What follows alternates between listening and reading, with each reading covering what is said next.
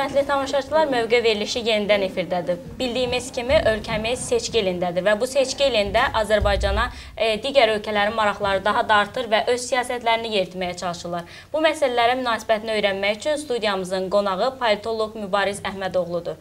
Salam Mübariz müəllim. Salam qızım, salam. Mübariz müəllim, siz öz yazılarınızda qeyd eləmişsiniz ki, Rusiya ilə Azərbaycan arasında münasibətləri pisləşdirmək üçün milyonlarla dollar xərcləyənlər var və Rusiyanın Azərbaycana münasibətinin yaxşılaşdırılması onları bir növ desək çaşqınlığa salıb. Bunlar kimlərdir və nəyə görə bu işdə maraqlıdırlar? Mən sizə deyim, ümumiyyətlə, MDB məkanında söz sahibi olan dövlət Rusiyadır. Yəni bu belədir, belə deyil, bu ayrı mövzudur. Amma hamı həm MDB-nin içində, həm MDB-dən kənarda böyük əksəriyyət bu cürə düşünür.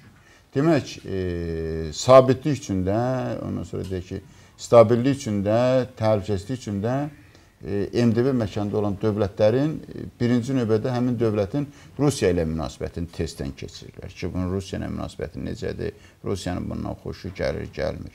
Ermənistan 4 qonşusu var, 4-ü ilə də problemlidir. Birinin ərazisini işğallayıb, birinin ərazisinə göz tikib, iddialıdır, İranın altdan ayağın qazır, Gürcistana da vaxtaşırı iddia qaldırır. Amma sağ-salamat qalıb. Niyə görə? Çünki özü haqqında belə bir rəy formalaşdırıb ki, bu Rusiyanın müttəfiqidir. Rusiyanın müttəfiqidir, müttəfiqi deyil, bu ayrı. Reallıqda vəziyyəti necədir, bu ayrı. Amma özündə belə müttəfiq bir rəy formalaşdırıb ki, Rusiyanın müttəfiqidir. İran onun qorxusundan bir söz deyə bilmir. Türkiyə bu günə qədər Ermənistan arasındakı hərbi proseslərdən danışmır. Niyə görə? Çünki Rusiyanın hərbisidir. Rusiyaya görə danışmır. Gürcistan hətta Rusiyanın qorxusundan deyir ki, Ermənistan arasındakı Rusiyanın bazalarının Gürcistana təsiri yoxdur. Görün, Rusiya faktoru nə qədər... Ermənistan həqiqətən Rusiya ilə müttəfiqdirmi? Bu ayrı mövzudur, qızım. Yəni, mən indi müttəfiq kimi qəbulləmirəm. O cümlədən xaricilər də belə fikirləşirlər ki, alver eləyəndə, iş görəndə, iqtisadi münasibətləri quranda birinci növbədə götür-qoyurlar ki, həmin dövlətlə Rusiyanın münasibətləri necədir? Allah rəhmət eləsin ümummilli liderimiz Heydər Əliyevi.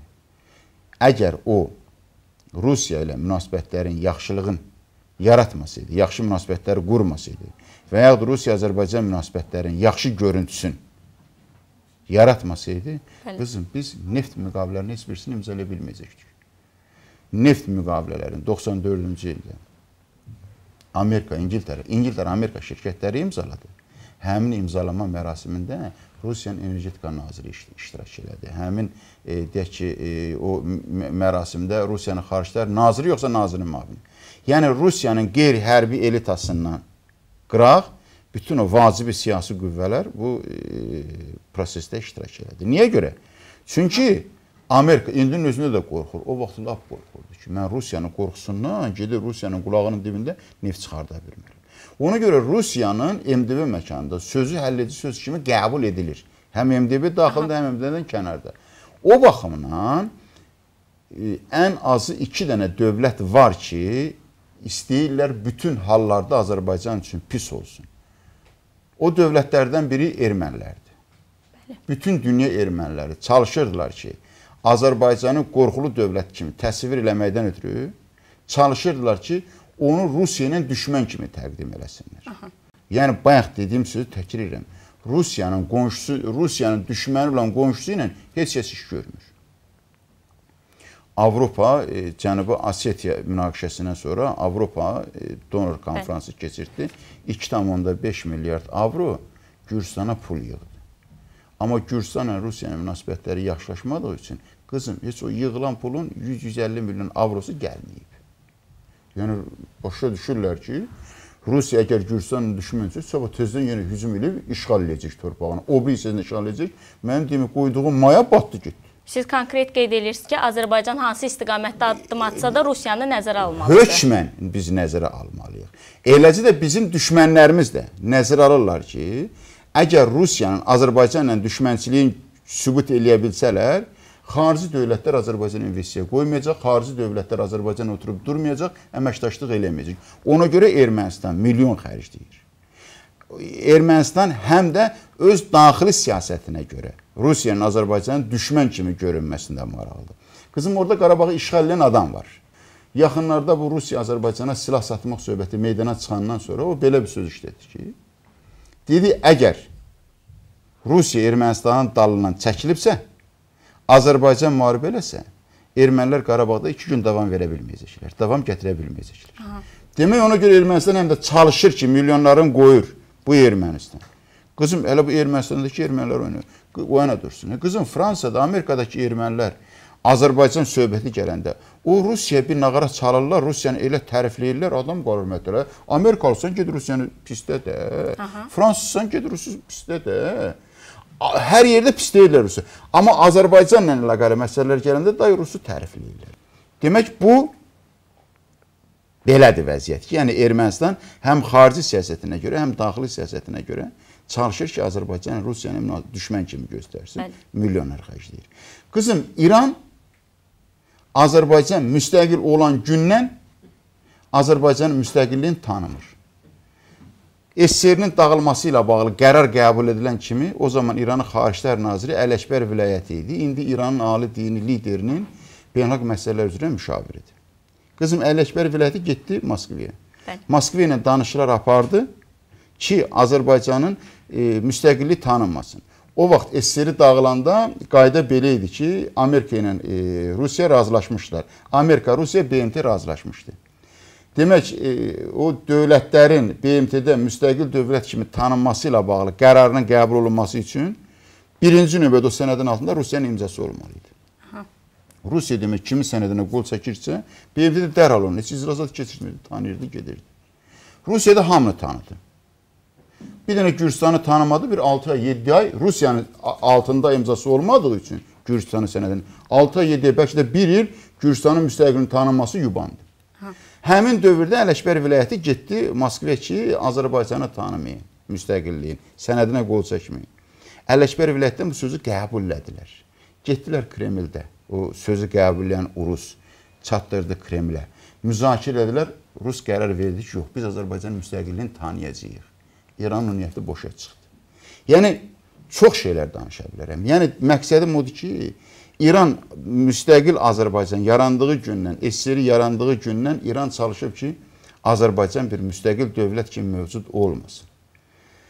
Bir 6-7 il bundan qabağa qədər İran güman eləyirdi ki,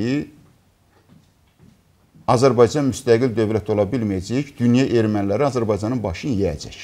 Qarabağ məsələsi Azərbaycanı dağıdacaq, qoymayacaq inkişaf eləməyə. Heydər Əliyevin kursu, aparılan siyasət elə vəziyyət yaratdı ki, biz Qarabağ problemi ola-ola inkişaf elədik. İran açıq şəkildə oyuna girdi. Bax qızım, 2009-cu ildə, 2010-cu ildə baş verən hadisələr o idi. Demək, Qarabağ məsələsi qala-qala İran açıq şəkildə ortalığa girdi. Birdən-birə sənə dedi ki, məscidlər sökülüb. Haradasa məscid sökülüb, tikilməmiş məscid. Birdən-birə ortalığa atdı hicab məsələsi. Qardaş, mənim qadının belə giyinir. Üzr istəyirəm. Yəni, bunlar, qızım, dini müdafiə deyildi. Bunlar Ermənistan faktorinə yanaşı İran faktorunun açıq şəkildə ortalığa girməli idi. İndi, qızım, İran faktoru da heç bir şey eləyə bilmir. Yəni, Qarabağ məsələsi var, erməni məsələsi var. Bu yandan da İran məsələsi qoşuldu. Azərbaycan dağılmır, gedir, inkişaf edir.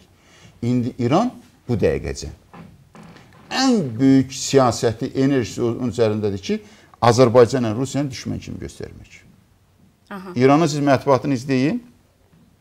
Azərbaycanla Rusiyanın münasibətlərindəki istənilən gərginlik İran mətbuatında böyük rezon yaradır. Bizim içimizdə olan o bütün belə deyək də özünün adamlarına bu dəqiqə göstəriş verilib ki, ancaq Azərbaycan-Rusiya münasibətləri vurulsun. Çünki Azərbaycanla Rusiyanın arasında dava salmaq istəyir. Moskvada xeyli Azərbaycanlı var. Buradan gediblər. Cənub ölkəmizin, bizim ölkəmizin cənubundan, digər regionlarından gediblər. İran gedib orada onları alıb elə. Onlara elə hərəkət elətdirirlər. Demək, birbaşa Putin əleyhinə, Rusiyanın əleyhinə, Kremlin əleyhinə hərəkətlər elətdirirlər. Putin açır pasportun, Rus hökuməti açır pasportun. Azərbaycan Respublikası, Azərbaycan Respublikası vətəndaşı. Kim başına qapaz vurmaq lazımdır? Azərbaycan Respublikasının. Dağılına gəlmir ki, İran gəlib bu Azərbaycanlının başını yeyib, bu cürə danışır. Ona görə qızım, yəni bu faktları bilərəkdən mən yazmışam ki, bəli, milyonlar qoyurlar ki, Rusiya-Azərbaycan münasibətləri düşmən münasibətləri kimi görünsün. Çünki yalnız Rusiya-Azərbaycan yəni yalnız demək Ermənistan düşmən oldu, Azərbaycan ölmədi. İran düşmən oldu, Azərbaycan ölmədi. İndi çalışırlar ki, Rusiyanın Azərbaycan düşmənləsinlər ki, bəlkə öldü. Ona görə milyonlar qoyurdular. Əlhəmdülillah. Axırda da vəziyyət elə gəldi ki, Rusiyanın düşmən olmadı. Bu dəqiqə münasibətimiz çox yüksək səviyyədə. Ermənistanın siyasətini başa düşmək olur ki, Azərbaycana qarşı düşmən mövqedədir. Bəs İran analizləri onu göstərir ki, Azərbaycan Ermənistandan qat-qat vəziyyət səviyyəsi yaxşıdır, yəni iqtisadi baxımdan. Nəyə görə İran maraqlıdır ki, Azərbaycanı qoyub, öz yaxınında olan qüdrətli dövləti qoyub Ermənistanın tərəfindən çıxış etməyə? Qızım, o Azərbaycan məsələsidir. Yəni, mən istəmirəm bu mövzuda biz uzun söhbət danışaq. Çünki ümumi kontekst, yəni mən İran mövzusuna çevirmək istəmirəm sözün açığı. Baxmayaraq ki, İran məsələsində saatlarla yox, bəlkə də günlərlə belə deyək, polemika, diskusiya aparmağa mənim əlimdə materiallarım var, argumentlərim var. Qızım, ona görə mən sözümün bu yerində İran-Azərbaycan münasibətlərini qoyuram qırağa. Yəni, İran-Ermənistan münasibətləri ilə İran-Azərbaycan münasibətlərini müqayisə eləmirəm. İran-Ermənistan münasibətləri ilə İran-Fələstin münasibətləri müqayisə eləyərdim. Və təklif edirəm burada olanların hamısını. Hamının əlində internet var, kompüter var, hamı da bacarır. İran-Ermənistanla əlaqələrinin pul dəyəri, İranın Fələstinlə reallaşdırdığı, İranın Fələstinlə münasibətlərin pul dəyərindən 10-15 dəfə çoxdur. Fələstində azdır, Ermənistanda çoxdur. Qızım, bunun nəsi yoxdur ki? Axşama qədər, İran heç Azərbaycandan, Qarabağdan o qədər danışmırlar.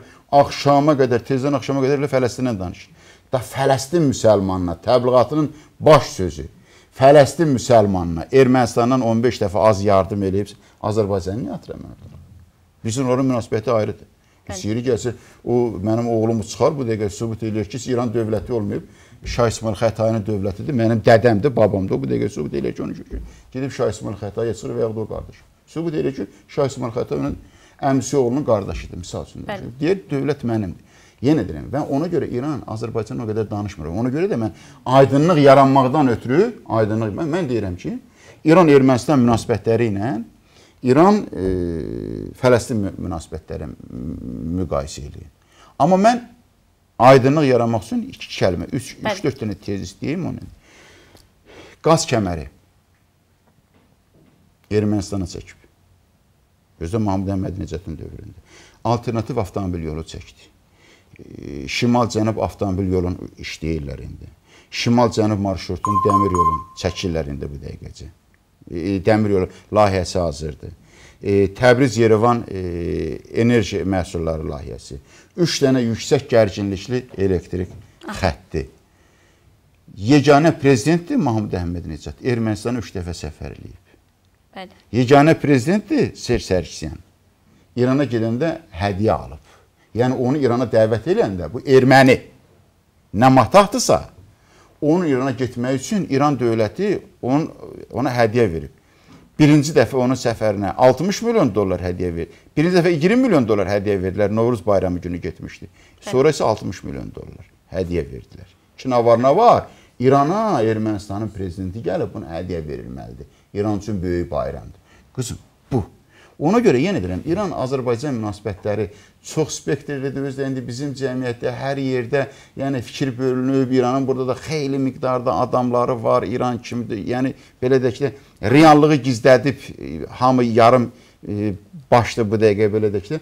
Ona görə mən uzağa getmədim, elə bu şeyləri dedim, yəni o tarix faktlardır və bunu dedim ki, kim İranla Ermənistanın münasibətləri müqayisə eləyirsə, niyə görə Azərbaycan deyirsə, Azərbaycanı ortalığa çəkməsin.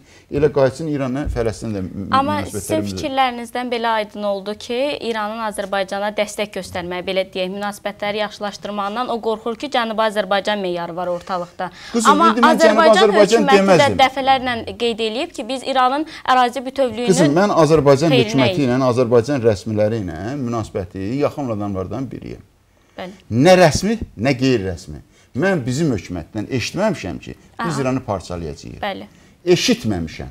Yəni, üzr istəyirəm. Belə, bunlarla hər cürə şeyi, hər şeyi müzakirə eləmək, indi yaşımamı görə deyim, səlahiyyətimə görə deyim, hörmətimə, nəyə görəsə də, bunların hər cürə məsələlə mən müzakirə eləyə bilirəm. Hər cürə söz deyə bilirəm, hər cürə söz ala bilirəm.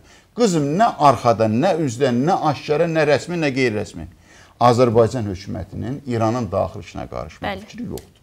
Səhv eləyirik, düz eləyirik. Bu ayrı məsələdir. Bəzi momentləri yer gəlsə ötürürük. Bu ayrı məsələdir. Amma bu gün rəsmi Bakının, rəsmi Tehranın, ümumiyyətlə İranın daxili işlərinə qarışmaq işi yoxdur. Yəni belə bir siyasəti yoxdur. Bəli, bu düzdür. Sadəcə İran öz-özündən xoflanır da qızım. İran elə odur ki, öz-özündən xoflanır. Aha, dediniz ki, Rusiya faktoruna diqqət yetirmək lazımdır. Sizcə, indiki seçkilər Rusiyanı qane edirmi? İndiki hakimiyyətin qalmağının tərəfdarıdırlarmı? Qızım, mən düşünmürəm ki, Azərbaycanda hakimiyyətin taleyi indi Rusiyada, Amerikada, Avropada, Brüsseldə ya İranda həll olunacaq, ya İstanbulda, Ankara'da həll olunacaq. Amma istər-istəməz təsirləri var da. Azərbaycan hökuməti güclüdür. Birincisi, Azərbaycan hökuməti öz taleyini həlləmə iqtidarına malikdir.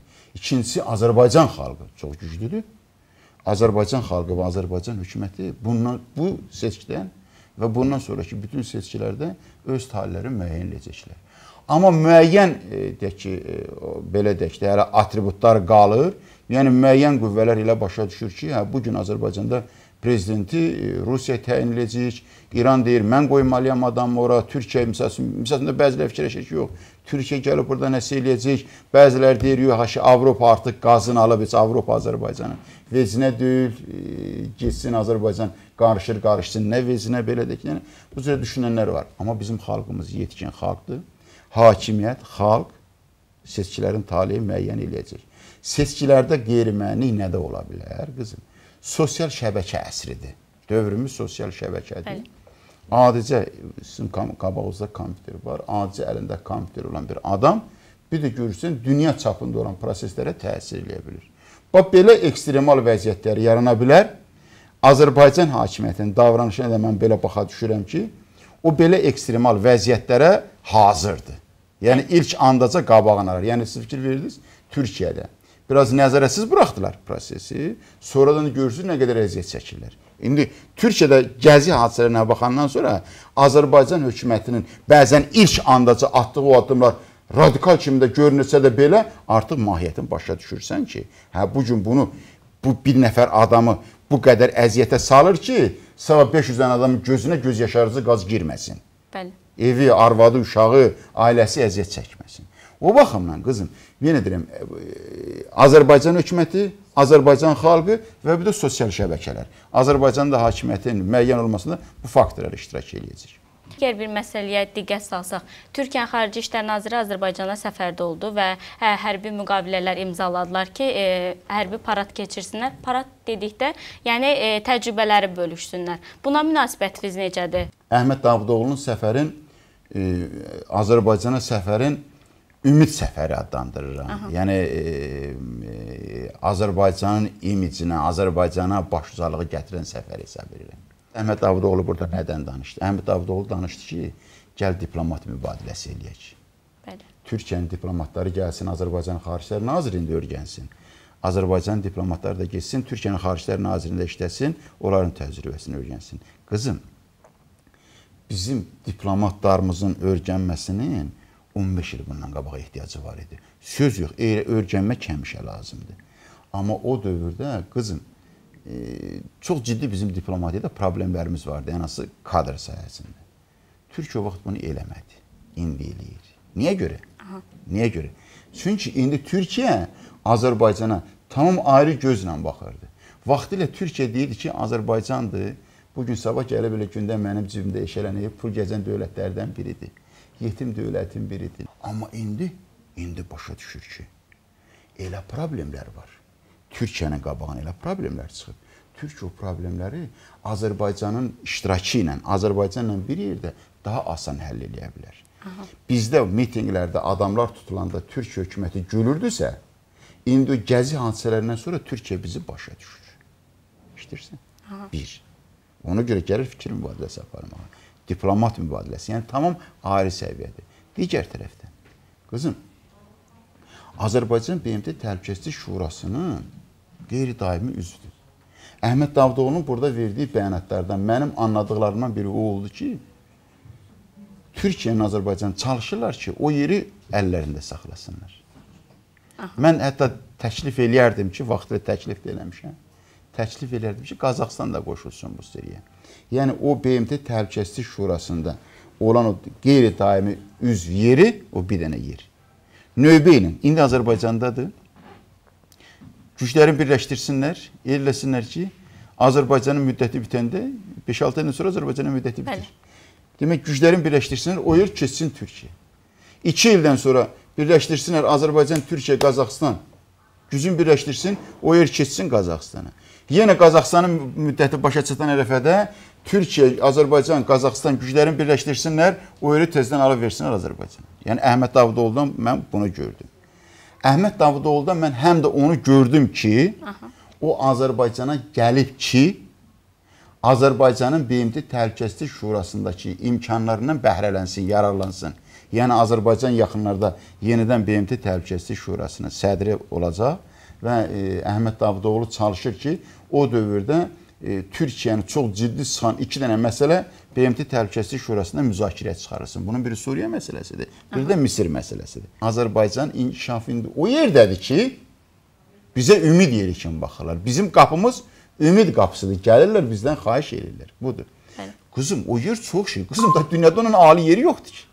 Əgər mən dediyim sxem üzrə, belə fərqli, Özbəkistan da qoşulsun. Özbəkistan elə bir deyil. Beynəlxalq aktivliyi Qazaxıstan qədər deyil. Qazaxıstan çox aktivdir. Yeri gəlsə Qazaxıstan aktivliyi ilə Azərbaycanın aktivliyi ilə müqayisə oluna bilər. Bəlkə də üstün. Türkiyə dünya çaplı bir dövlətdir. Yəni o mənada o yeri daimi türk dilli dövlətlərin birində saxlamaq, yəni dünyanın 15 dənə dövlət verir. Qızım, BMT-nin Təhlükəsizlik Şurası dünyanı idarə edən orqandır. Dünyanın yiyəsi budur, bu qurumdur. İndi sən də deyirsən ki, daimi orada bir dənə stolum olsun da. Sən də oranın reglamenti, onun nizamnaməsi imkan vermir ki, sən daimi oranın üzvü olasan. Yəni qeyri-daimi üzvlər dəyişilməlidir. Orada 5 dənə dövlət daimi ola bilər, daimi üzvlərdir. ABŞ, Çin, Rusiya, İngiltərə, Fransa. Ondan qalan 10 dənə yer dəyişkəndir. Dünyanın bütün istənilən dövləti orada ola bilər. MDB məkanında biz ilk dövlət olduq, o yeri götürdük. İndi deyirik ki, türk dilli dövlətlərdən, əsl müsəlman dövlətlərindən, qızım, Afrikada var, bəzən müsəlman dövlətləri orada düşüb. O müsəlman dövlətlərinin öz regionları ilə bağlı, Afrika ilə bağlı o qədər problemləri olur ki, gəlib burada Qazaxıstanın, Türkiyənin, Azərbaycanın dərdini danışa bilmir. İştirsən? Yəni, bu dünyanın o müsəlman yaşayan bu regionundan, Avrasiya məkanının müsəlmanlarından bir dənə yer orada olsun. Mən bunun adını türk dilli deyirəm, siz müsəlman deyirsiniz, fərqi yoxdur. Yəni, mən deyirəm ki, həm müsəlman adına Azərbaycan, Türkiyə, Qazaxıstan, həm müsəlman adına uyğun gəlir, həm türk dilli adına uyğun gəlir. İndi o oğlum türk dilli deyir, bu qardaşım deyir ki, müsəlman deyir, desin də fərqi nədir ki? Mahiyyət dəyişmir. Yəni, iş odur ki, bu müsəlmanların, bu türk dillərin dünyanın idarə olan ən baş kürsüsündə, rəyasətində bir dənə stolu olsun. O mənada mən deyirəm ki, elə Əhməd Davutoğlu da təkrar edirəm ki, gəlişinin səbəblərindən də biri o idi ki, yəni Azərbaycan dəstək versin. Azərbaycan öz dostlarına, noyabr ayında indi orada seçki keçiriləcək. Noyabr-dekabr ayında. Azərbaycan öz dostlarına desin ki, misal üçün, siz indi Türkiyə, mənə səs vermişdiniz, sağ olun, indi Türkiyə səs verin, belə bir söz. Əhməd Davutoğlu'nun səfərində başqa bir mahiyyət neft, qazla bağlıdır. Yəni, Azərbaycan tapı reallaşdırdı. İndi Türkiyədə istəyir, Türkmenistandan qaz alsın. Abdullah Gül təxminən bir ay bundan qabaq Türkmenistanda idi. İndi o məsələ də aktualdır ki, Abdullah Gül bir ay, yenə 15-20 gündən sonra Azərbaycana gələcək. Əhməd Davutoğlu çalışır ki, Abdullah Gül burada olanda Türkmenistan qazının Azərbaycan arasından gəlib Türkiyə keçməsi istiqamətində real danışıqlar aparılsın. Ona görə qızım, bütün bunlar hamısı onu göstərir ki, Azərbaycan maşallah indi elə bir dövlətdir ki, yenə deyirəm, bundan nəsə umurlar. Bundan nəsə xahiş eləyirlər. Da demirlər ki, Azərbaycanın uzaq gəzək, birdən getdik, cibimizdən nəyi varsa aldı, oradan çıxartdı.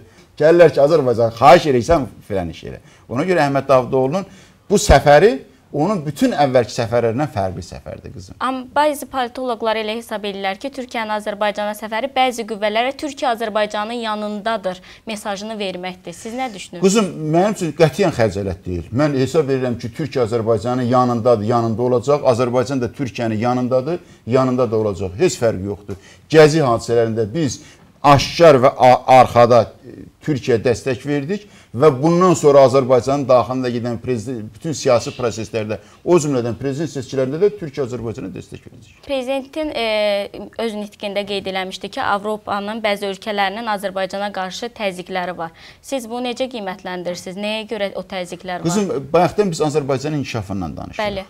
Elə inkişafdır ki, qızım, bunu biz yatıb yuxumuza da təsəvvür eləyə bilməzdik ki, Azərbaycan qısa müddət ərzində belə sürətlə inkişaf eləyəcək. Azərbaycanın sürətli inkişafı tək o imperiya baxışlı dövlətlərdə yox, digər qruplarda da nigarançılıq yaradıb, narazıçılıq yaradıb. Qızım, Azərbaycan bu sürətlə inkişaf eləyir, hə? 10 ildən sonra Cənubi Qafqaz termini təbliğ ilə Azərbaycan deyilə bilər. Mən demirəm, Ermənistan olmayacaq, Ermənistan olacaq. Bəli. Biz Ermənistan itirməyəcəyik, itəcəksə Ermənistan özü-özünə itəcək. Biz var gücümüz olduqca çalışacağıq, vuruşacağıq ki, Gürcistan qalsın bir dövlət kimi.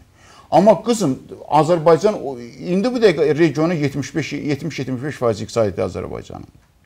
Real iqtisadiyyat. Bəli. İndi birazdan bu rəqəmi sizlə mən biləm. Birazdan bu rəqəmi bütün dünyaya yayılacaq. Bütün dünyada hər şey iqtisadiyyatla ölçür. 75% iqtisadiyyat kiminsə İran adını deyəcəklər də bu coğrafiya deyəcəklər Azərbaycan iqtisadiyyatı. Yəni bəzi qüvvələr istəmir Azərbaycan bu qədər güclənsin. Onlar üçün region 3 yerə bölünmüş kimi görünməlidir. Azərbaycanın nüfuzu kölgəsi alsın bütün regionu, yenə deyim, dövlətlər yerində qalır, ha. Bəli. Azərbaycanın kölgəsi bürüsün, bunu qəbulləmirlər. Amma ən vacib səbəblərdən biri, yəni bu gün Azərbaycana hücum edən dövlətlərin əməllərinin konkret mənbəyi var, konkret yeri var.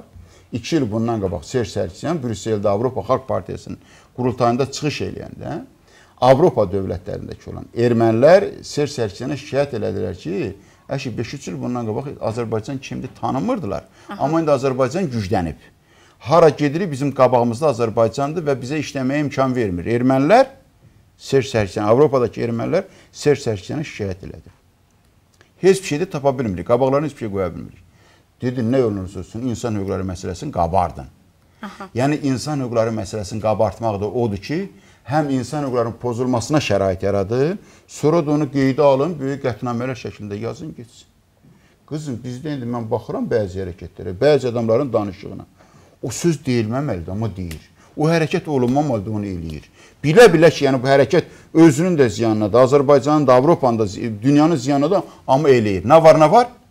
Avropada müəyyən bir qrup adamın xeyrinədir. O 30-40 nəfər prezidentin dediyi adam da, o həmin o bayaq dediyim Avropa Xalq Partiyasının qurultayında Serj Sərkisyanın sözünə qulaq asan adamlar da, o Avropa Xalq Partiyasının içərisində 30-40 dənə sırf xristiyan məyyarını işləyən deputatlar var. Bəli, daimi də onlar, onlardan başqa adam yoxdur, daimi də onlar Azərbaycan əleyhinə yazırlar. Ona görə prezident qabartdı o məsələni. Barroso ilə İlham Əliyevin mətbuat konferansını yadına salsınlar. Barroso əməlli başlı İlham Əliyevə suveren demokratiya və yaxud idarə olunan demokratiya ilə bağlı kart blanş verdi. Avropadan kənar bütün dünya liderləri hamısı çalışıb ki, Avropadan o kart blanşı alsınlar. Hamısı çalışıb. Heç birisi ala bilməyib. Azərbaycan aldı.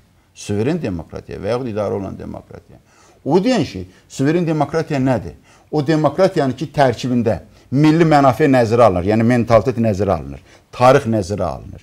Oradakı o demokratiya ki, coğrafiya nəzərə alınır. Demək, bu suveren demokratiyadır. Yəni, İlham Əliyev o demokratiyanı, yəni bugün Azərbaycanın başında tutan adam, o demokratiyanı sağa da çəksə ona deyil, demokratiyadır, qabağa da çəksə demokratiyadır, sola da çəksə, yəni demokratiyadır.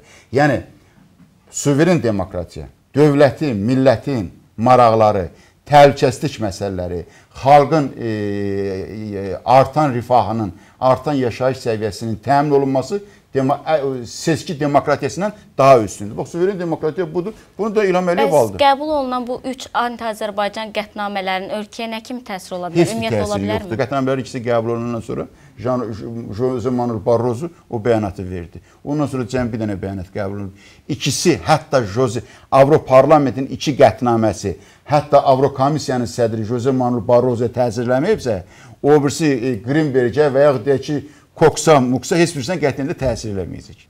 Beləliklə, mövqe verilişinin bugünkü buraxılışca belə sona çatdı. Ölkəmizdə baş verən hadisələri və xaricin ölkəmizə təsirin müzakirə etdik. Qeyd edək ki, qonağımız politoloq Mübariz Əhmədoğlu idi. Sağ olun.